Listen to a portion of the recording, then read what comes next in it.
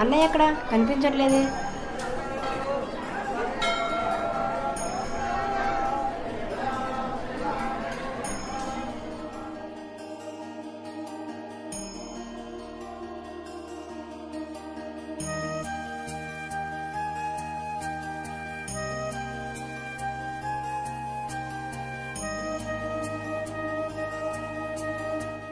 ఏంటన్నా, ఏమైంది?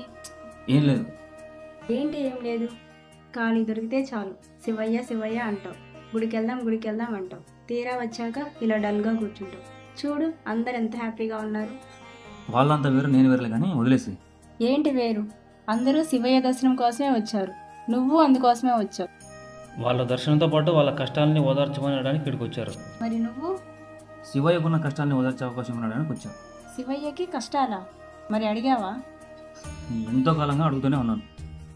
మనసులో అడగడం కాదు, బయటికి వినిపించేలా అడిగి చూడు.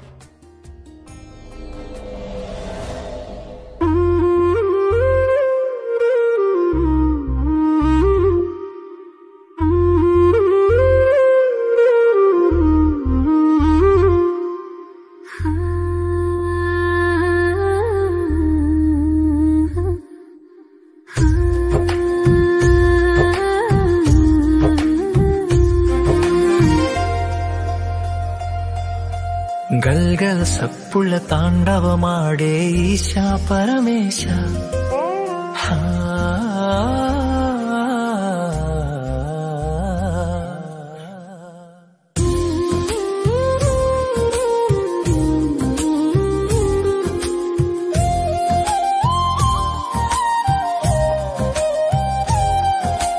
గల్గల్ సప్పుల తాండవమాడే ఈశా పరమేశ. చల్లని చూపుతో మమ్ముల కాచే పార్వతి ప్రాణేశ. అందని లోకపు సుందరమూర్తివి అయినా ఓ ఈశా, ఎందుకు కాటిలో బూడిద పూస్తివి ఓనా పరమేశ.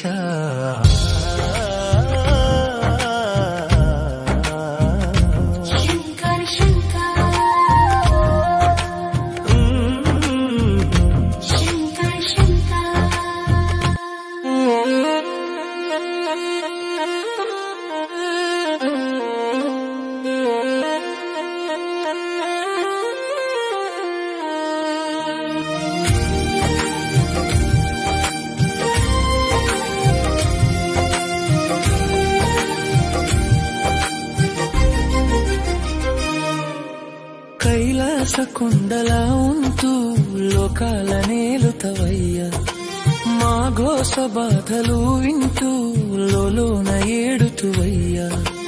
గంగమ్మ బరువు మోస్తూ అల్లాడుతున్నావయ్యా. బంగారు బతుకును వదిలి కాటిలో కాపరివయ్యావయ్యా. వద్దకు వచ్చి హద్దుకు తీసి ఓదార్చే ఒక అవకాశం ఎప్పుడు వస్తుందో అనుకుంటూ చూస్తూ ఉన్న ఆకాశం.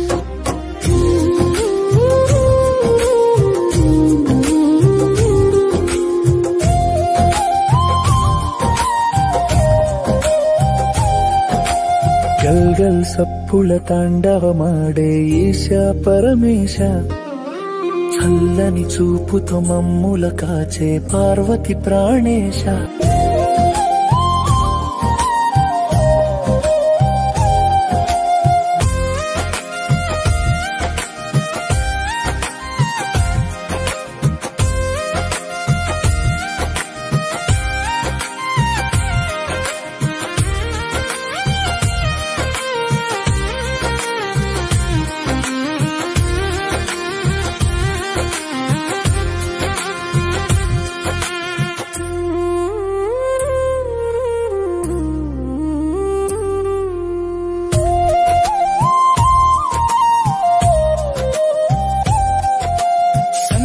మథనం చేస్తే విషమే పుట్టిందయ్యా.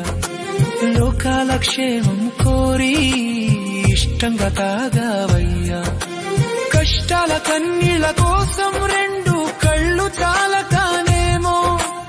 అందాల రూపము వదిలి ముక్కంటిగా నువ్వు మారావేమో. వద్దకు వచ్చి హద్దుకు చేసే ఒక అవకాశం ఎప్పుడు ఇస్తావో అనుకుంటూ చూస్తూ ఉన్నా నీలాకాశం